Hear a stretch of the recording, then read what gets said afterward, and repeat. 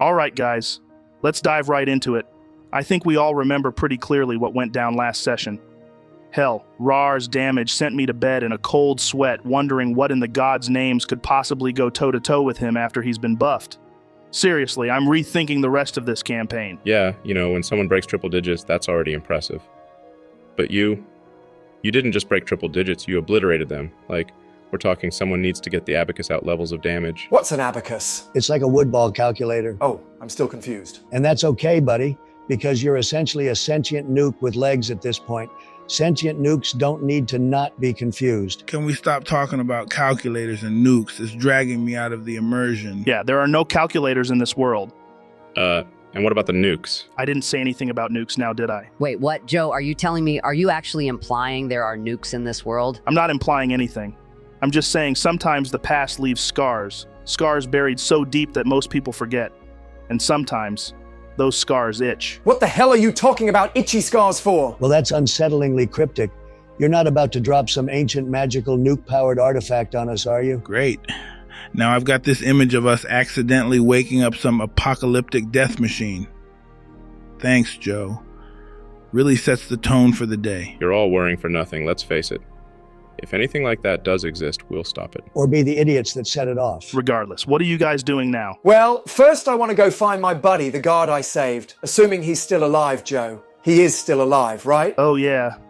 He's still there, cowering behind another rock, glancing over his shoulder every few seconds like death itself is breathing down his neck. Why is he cowering again? I swear this guy's like the D&D version of Magikarp. His only move is cower. Hey, don't be so mean and inconsiderate. This guy's been through hell, all right? But speaking of Pokemon, I wonder if I can catch this one too. Add him to my merry band of Pepe and Gertrude. No, Raarh. At that point, it wouldn't be a collection anymore. That would be slavery, and we don't like slavery. Unless it's magical slavery, then it's totally fine, right, Tronald? Magical slavery's different, because it's fancy.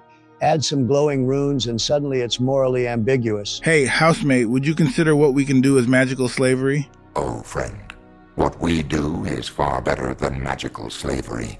Slavery implies chains, rules, maybe a contract to break.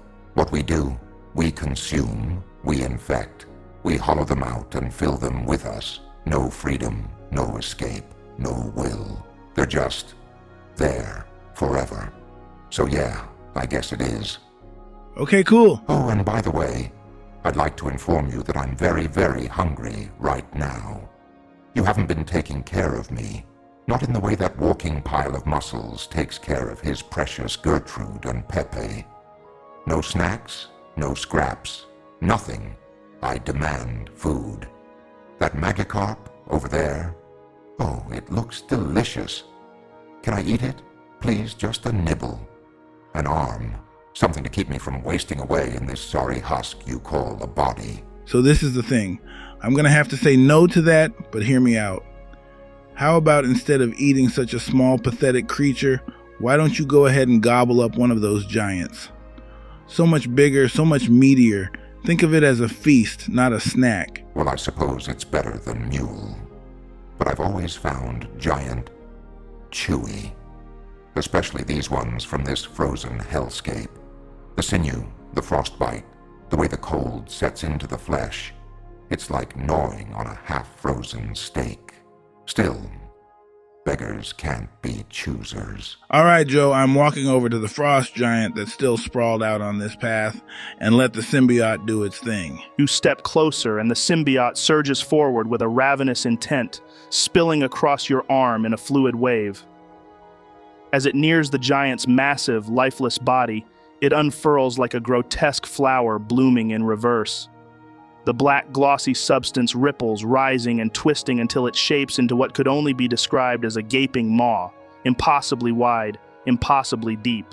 It clamps down, engulfing half the frost giant's torso in one monstrous bite. For 2 minutes, it latches on, the air heavy with the sound of flesh dissolving, an unnatural hiss like acid on stone, mixed with the wet squelch of tissues breaking down. When it finally retracts, the lower half of the frost giant is nothing but a ragged stump, the edges seared and smoking faintly in the frigid air. What's left of the body slumps to the side, hollow and grotesque. Is that like a mandatory thing? Because I'm not going to lie, I don't like it. Well, you're not the one having to deal with it, are you?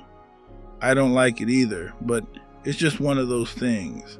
Necessary evils and all that. It'd just get eaten by scavengers anyway. I don't see a problem with it. Sure, humanoids would be questionable, but frost giants, they're far enough removed. Honestly, this just seems practical. How does frost giant taste, Mite? I don't know, Joe, how does it taste? To you, Mite, it's not a taste exactly. It's more like a sensation. The frost giant's essence, its remaining lifeblood, floods into the symbiote, and you feel it as an icy surge coursing through your veins. There's a faint aftertaste of iron and rot, mingling with the bone-deep chill of frost-bitten flesh. It's invigorating in a way, but also leaves a lingering discomfort, like biting into something you know you shouldn't. Horrible. Like frozen roadkill seasoned with regret. You know, I'm definitely tempted to give it a go. You. Why don't you not terrify that guard even more and go talk to him? True. Getting distracted here by the concept of new food. All right, Joe. I head over to the cowering guard and give him a big old reassuring slap on the back. What's he doing? As you approach, the guard flinches like a hare caught in a hunter's spotlight. The slap lands squarely, and though you mean it as comforting, it's clearly anything but. He gasps audibly, his whole body tensing as he presses himself even tighter against the rock. His breathing is shallow, ragged, his face pale as frostbite, his wide eyes darting between you and the dark expanse of the cliffs. Hey there, Mr. Guard. I flash him a big grin, crouching slightly to seem a little less imposing, though I'm sure it's not working. There's no need to panic anymore. Those frost giants are gone. And look at you, still alive. That's a miracle in itself. You might think you're unlucky running into them in the first place, but honestly, I'd call you lucky. How many people can say they've survived a frost giant attack, huh? Think about it. You've got a story now. You've lived through something most people wouldn't. That's not unlucky. That's fate giving you a big old wink and saying, hey, you're tougher than you thought. The guard stares at you, his expression caught somewhere between confusion and terror. It's clear he's not sold on your optimistic spin. Anyway, enough about your miraculous luck. How many of you guys were there? Are you the only one left? He swallows hard, the lump in his throat bobbing visibly. His voice trembles as he starts to speak, like each word drags out a memory he'd rather leave buried. There were 6 of us, running a convoy. 3 carts full of prisoners, 30, give or take. But these weren't just petty thieves or deserters. These were the worst of the worst. Murderers, torturers, war criminals. His gaze drops to the frost-covered ground, his boots shifting uneasily as if the weight of his own words might sink him into the earth. We got held back. The last cart had a busted wheel. Spent hours fixing it. Don't know if the other 2 made it or if... He trails off, his breath catching. His fingers twitch like they want to grab at something for support, but find only the icy rock. Right, but what about the others with you? Guards, prisoners? What happened to them? Brad, the other guard. He didn't make it. They took him. Grabbed him like he was nothing. But they didn't kill him. Not straight away. They carried him off, and I... His voice cracks, and he presses his hands to his face. He shudders, his breathing shallow. I don't know what happened to the prisoners. They were screaming, and then they weren't. I don't even know if they're alive. Yeah, what else? Anything unusual? Or do you think it was just an unprovoked, wild attack? There were more of them. At least 5. And one of them... He raises a shaky hand, gesturing weakly toward his head, his gaze unfocused. Bigger. So much bigger. He spoke. He spoke like me and you. He spoke common. His voice trembles as he stumbles over the words, his eyes widening as if seeing the figure again in his mind. He wasn't like the others. He had this thing on his head. A crown or circlet, I don't know, but it wasn't just a raid. He was leading them, planning, calculating. He knew exactly what he was doing. The guard looks away, pulling his arms tightly around his body as if to shield himself from the horrors he's describing. Whatever he's after, it's not good. And if he's leading them, then God's help us all. Joe, I make my way over to the guard after overhearing this. So, you think that this bigger one is planning something or trying to pull something off? Because it sounds to me like they didn't just kill everyone outright. They took them somewhere. I wonder if they've got a base of operation. But why? What would they need prisoners for? At the risk of sounding like a dick, that's not really our problem. We've got things to do, time-sensitive things. We can't afford a wild goose chase for a pack of giants. Even if we did find them, what then?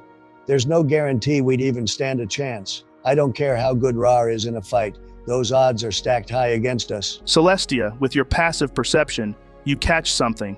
Just a flicker, but it's there. The guard flinches, visibly at what Tronald says. His eyes dart toward Raarh, lingering for a second too long, before snapping away like they've touched something burning. Hold on a second. What was that? Why did you react like that? He stiffens, his shoulders bunching up like a cornered animal. His voice comes out clipped, defensive. It's nothing, really. Well, I say it is something. And seeing as we saved your life, I think it's fair to ask for a little honesty in return, don't you? Give me a persuasion check, Celestia. I give her a bardic inspiration. That's an 8 minus 2 for a 6. Then I rolled an 8 on the inspiration, so that's a 14. Flash of genius. Ah, neat. So that's a 19 total. His shoulders sag, defeat washing over him. He takes a long, shuddering breath like he's dredging up something he's been trying to forget. Fine. I'll tell you. He pauses, looking past you all, his gaze distant, voice heavy with memory. I've been in this job over 20 years. When I first started, I hated it. Hated the cold. Hated the long trips, the endless frost, the months away from Solaris. I hated every part of it. My first escort was a band of the worst criminals you could imagine. Murderers, cannibals, people who'd burned down whole villages just because they could. They acted like animals, spitting, cursing, threatening us with the most vile, unthinkable things. You could feel the weight of their crimes in the air around them. But there was one of them who didn't fit. He didn't spit or curse or even shout. He didn't tell me his name, wouldn't share it, no matter how much I asked. But he talked to me, spoke about life, about regret. He was sentenced to ice hold for treason. The guard swallows hard, his gaze dropping again. I've thought about him a lot over the years. Out of all the convicts I've escorted, he's the only one who ever felt wrong. Like he didn't belong there. I can't explain it, but it's haunted me that I took him to that place. Okay, but what's that got to do with us? That man, he told me his greatest regret and his greatest achievement were the same thing. His son. He told me of his strength even as a baby and of his unorthodox birth. And he told me his name, his son's name. His name was Raarh. Whoa, whoa, whoa! Hold on a second. You're telling me you know my father? That he was dragged to that frozen shithole of a prison 20 years ago? I don't even know what to think. It's insane. And for treason, what treason did he commit? Tronald, we have to get to that prison. We have to see if he's still alive. And if he is, we're breaking him out. We're not leaving him to rot in there. Raarh, listen, I get it. Trust me, I do. And believe me when I say, if that's what you wanted to do, what you needed to do, I'd do it. But breaking into Icehold, that's not a simple smash and grab. It's a fortress, built to hold the most dangerous people alive, not just criminals, but monsters. It's in the middle of the frozen wastes. Gods know how far from anything remotely hospitable. We'd need resources, a plan, and a whole lot of luck. And you know we'd help you, Raarh. All of us. If this is what you need, we'll do it. But maybe there's another way. If we wait, if we figure out who's going to end up as Commander-in-Chief of Ouroros, maybe we could get him freed through official channels instead of storming the gates of hell. Wait! He might not make it that long. Hell, I don't even know if he's still alive in there now. 20 years is a long time. What if he's already... No, I can't just sit around and hope. That's not who I am. I need to know. Now. Raarh, we're with you, but Tronald's right. Icehold isn't just a prison, it's a death sentence. You've seen what we've been up against lately. Giants, corruption, frostbite. If we rush in unprepared, we're not rescuing anyone. We're just joining him in there. Plus, if we go in now and fail, that's it. No second chances. But if we bide our time, gather intel, resources, and figure out who's pulling the strings in Solaris, we might have a shot at getting him out legally. It's not ideal, but it's smarter. Hell, if... You know who ends up running things, he could pardon him outright. Smart, yeah, smarter. But what if he's suffering in there right now? What if waiting costs him everything? If I wait and he's already gone, I can't lose him. Not again. You won't lose him, Raarh. But if we rush in and die trying, he's lost you. And we can't let that happen. You're not alone in this. We'll figure it out. Together. I could try to scry for you, buddy. See if he's there. I'd need as much information as possible. What he looks like, his mannerisms, any small details you can think of. But there is another way. It's new to me, though, and I don't know how well it'll work. You mean another vitamin-C spell? Yeah. Since I regained access to it, I've been able to pull together a fair few spells. Not all of them, some are still locked away, like fragments of an old book I need to relearn. But this one, it's simple enough. Level 2. It's a spell that'll let me dive into your memories, Raarh. It's kind of like detect thoughts, but sharper, clearer. I'd be able to see your memories as if they were my own. Feel them too. All I'd need is for you to focus, to think specifically about your father, his face, his voice, everything you remember. If you're okay with it, I'll give it a go. No pressure. That's a lot to think about. You'd see everything, right? Not just him, but the way I felt, the things I thought back then. Yeah, the good, the bad, the in-between. But it's all for you, Raarh, to help you find him. Sounds like it could be a lot for both of you. Are you sure you're up for this? Seeing someone else's memories can't be easy. Hell, it might be worse than detect thoughts. You're not just reading the room, you're living it. I'm ready if he is. This isn't about me, though. It's about getting Raarh what he needs. So, what do you say, buddy? Want to give it a shot? I hesitate for a moment, my hand rubbing the back of my neck as I force the words out. Yeah, I think I am, Tronald. Just promise me you won't judge me for how I was back then. Things were tough, you know, and I was lost, did things I'm not proud of, felt things I didn't understand. I take a step closer, placing a hand on his shoulder. Brother, I'd never judge you. Not for then, not for now, not for whatever's to come. We've all been lost at some point. Hell, some of us still are. What matters is what you're doing now, standing here, trying to make things right. That takes guts, Raarh. Real guts. Tronald's right. We've all got baggage, Raarh. It's what makes us, us. You don't have to carry it alone, though. That's why we're here. Thanks, guys, really. All right, Tronald, let's do this. All right, then. Let's see what you've got, Vitamancer. All right, Joe. I'm going to reach up and pluck a piece of Raarh's hair and begin casting Harvest Memory as a ritual. Okay. You reach up and pluck a strand of Raarh's hair. It's coarse, a testament to his ruggedness, and almost vibrates with latent energy. The moment it leaves his head, there's an involuntary twitch from him, more instinct than pain. You pull out a shard of reflective glass, angling it to catch the dim light of the frosted moon overhead. With a low rhythmic chant, your fingers trace symbols in the air above the shard, your words blending with the faint wind that whispers through the mountains. The shard begins to shimmer, the reflection distorting, bending inward as though it's drawing something unseen. A faint golden thread of light connects the glass to Raarh, pulsating like a heartbeat. The connection strengthens as the thread solidifies, glowing brighter. The world around you dulls, the sharp cold of the mountain breeze fading into a distant hum, replaced by warmth, a warmth that's not your own.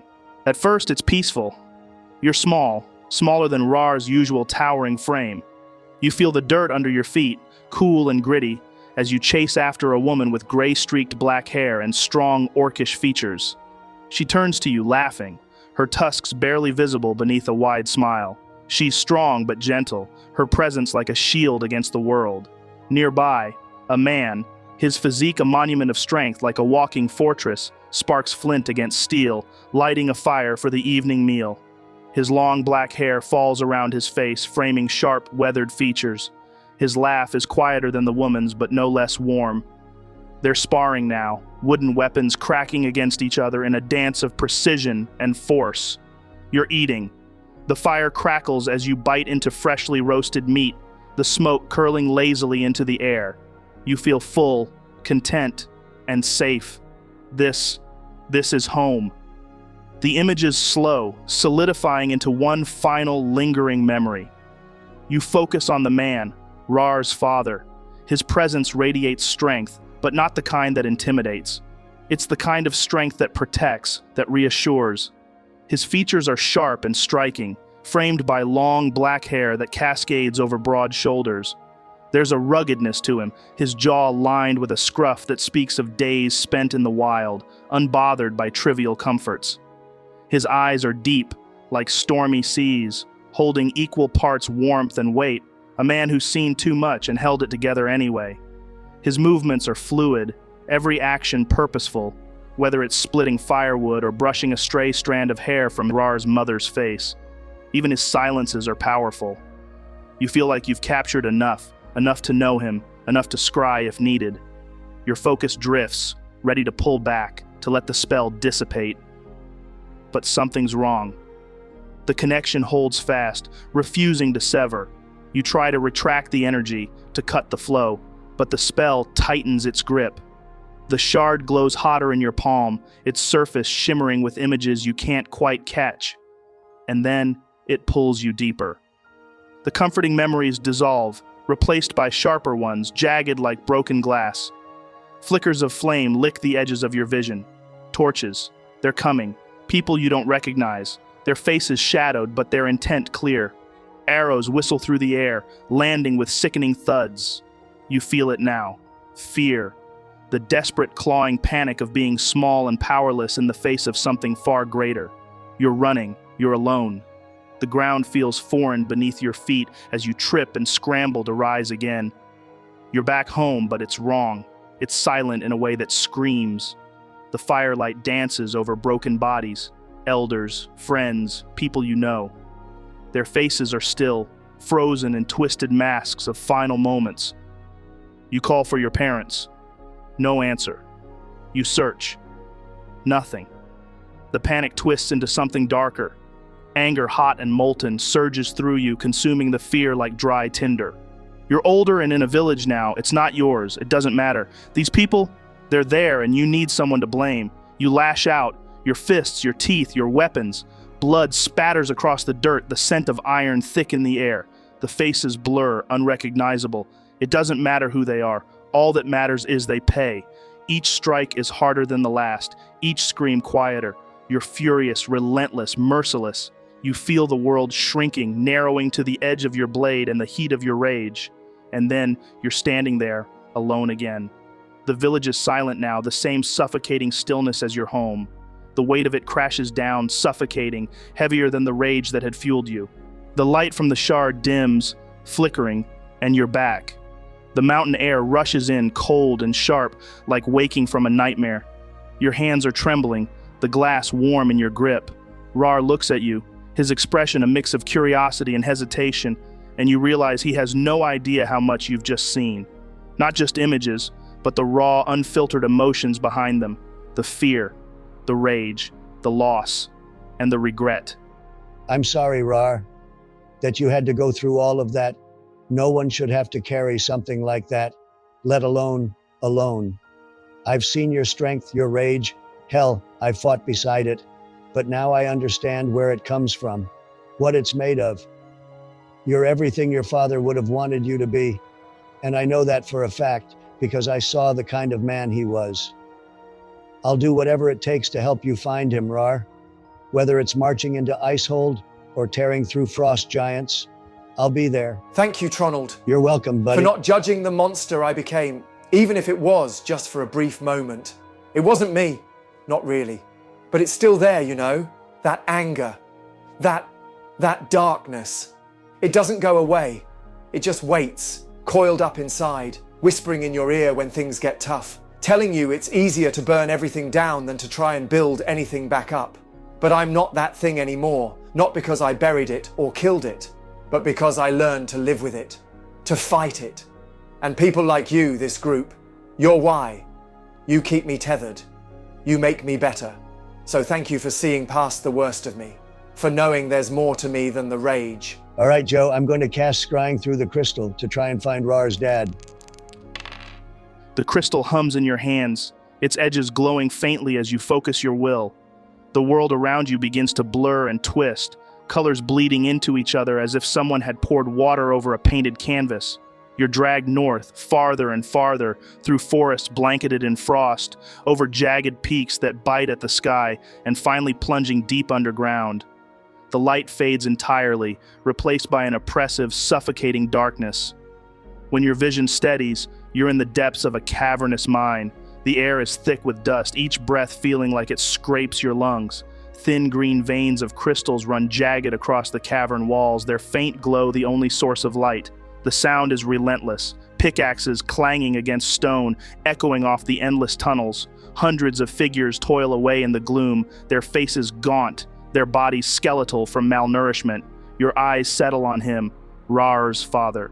He stands taller than most around him, his broad shoulders hunched with exhaustion.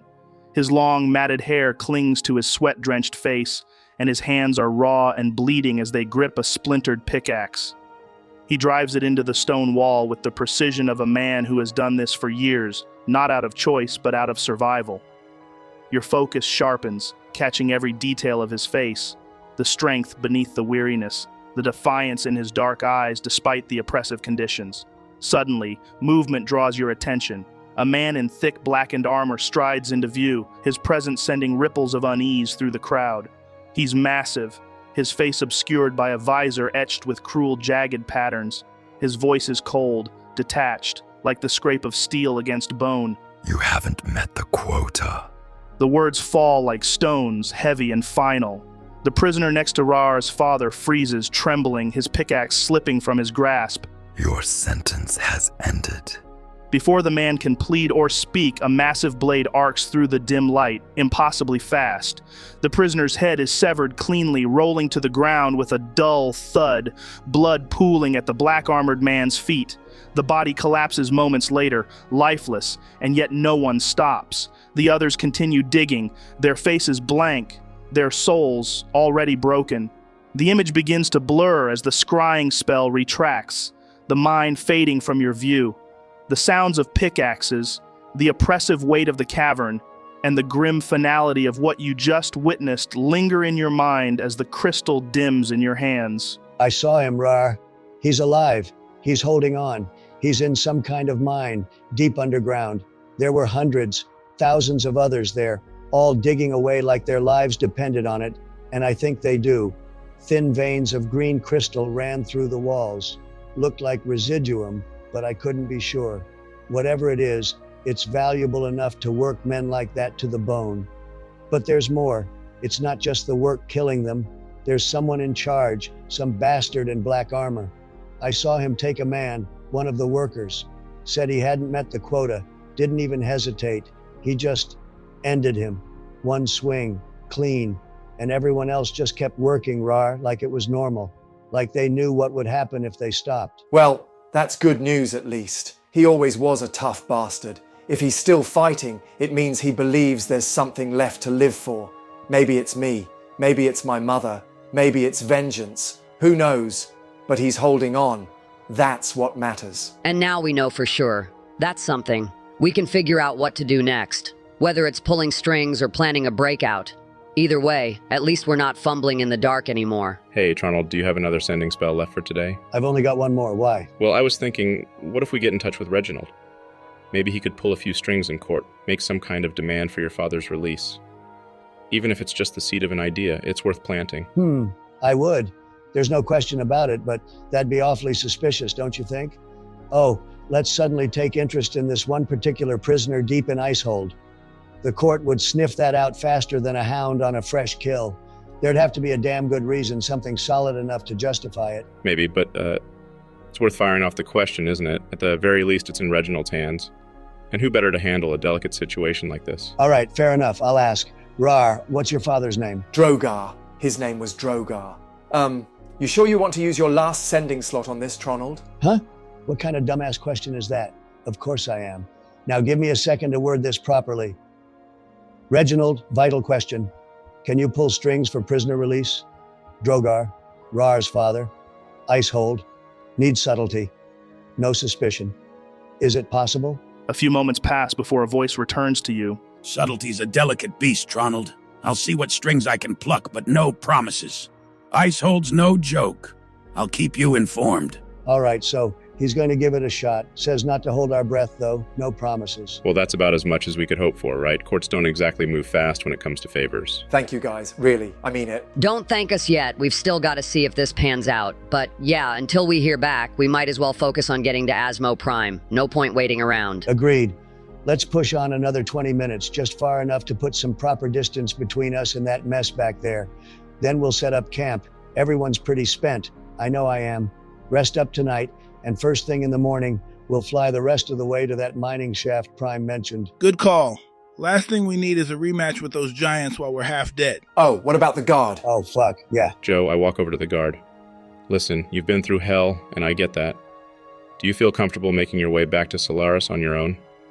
We'd offer for you to stick with us, but we're heading further north into more dangerous territory. It wouldn't be safe for you.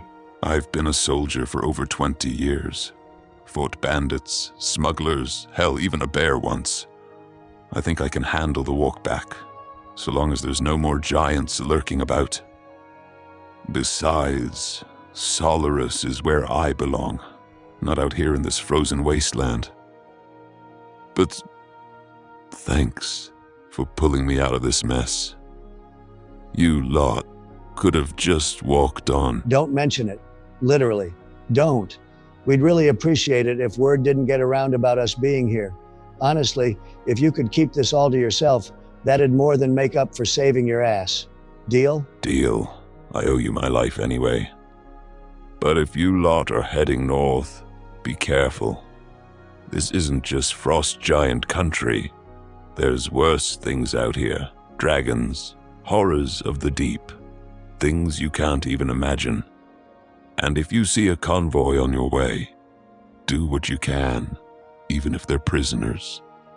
No one deserves to end up where those giants are taking them. All right then.